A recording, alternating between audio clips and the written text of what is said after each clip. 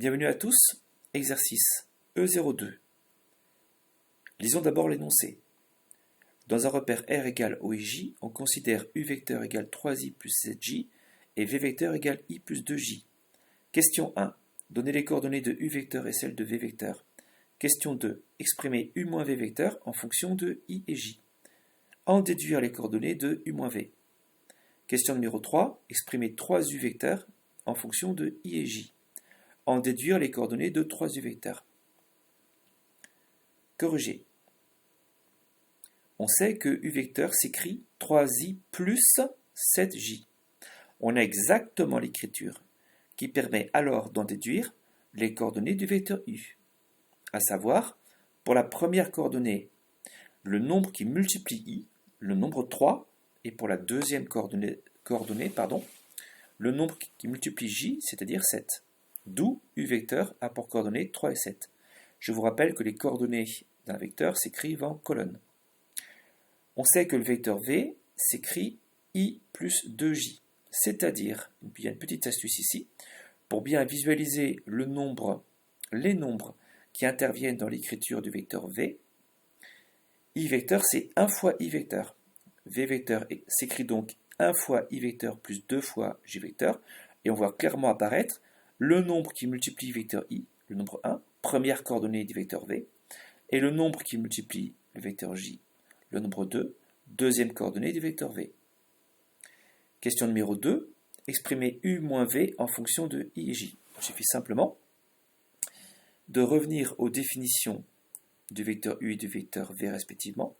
U moins V vecteur s'écrit, je remplace, je sais que U vecteur c'est 3i plus 7j, 3i plus 7j, moins, entre parenthèses, je remplace V par son écriture. N'oubliez pas de mettre des parenthèses, sinon vous aurez des surprises.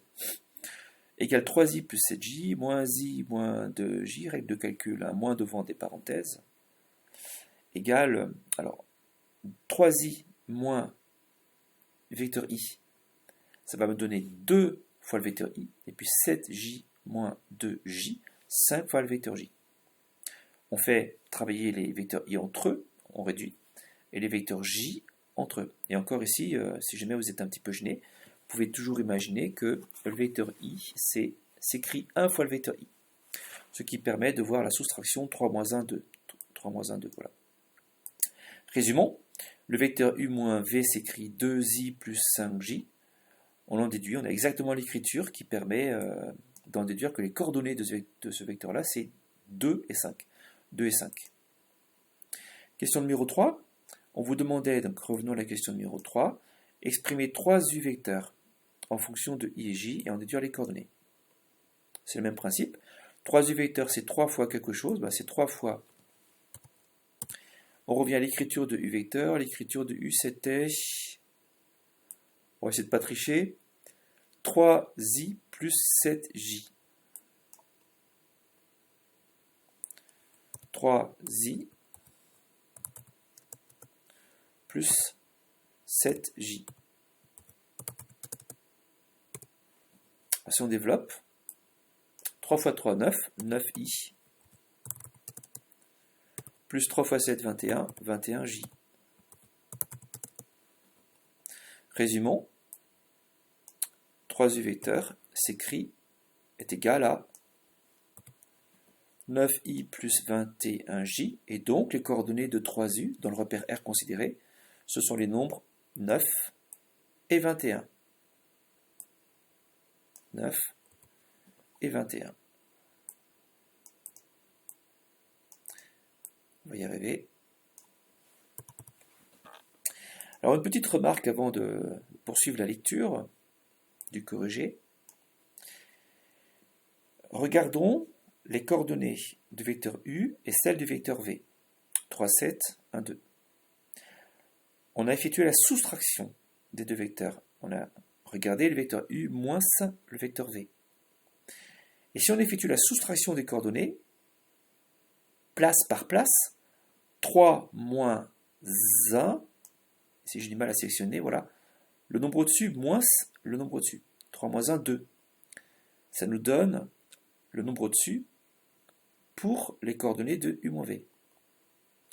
Même chose, 7 moins 2, 7 ici, moins 2 là, nous donne 5.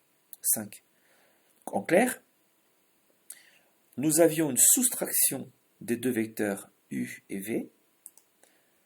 Que se passe-t-il sur les coordonnées? Il s'agit d'une soustraction des coordonnées.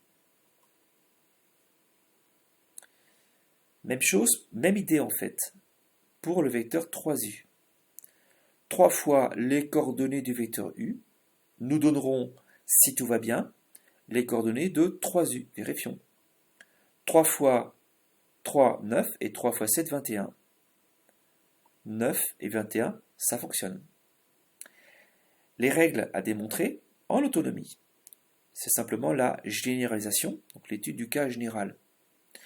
Lorsque l'on soustrait deux vecteurs, alors on soustrait les coordonnées de ces deux vecteurs. Et deuxième point, lorsque l'on multiplie un vecteur par un réel k, alors on multiplie ses coordonnées par ce réel k.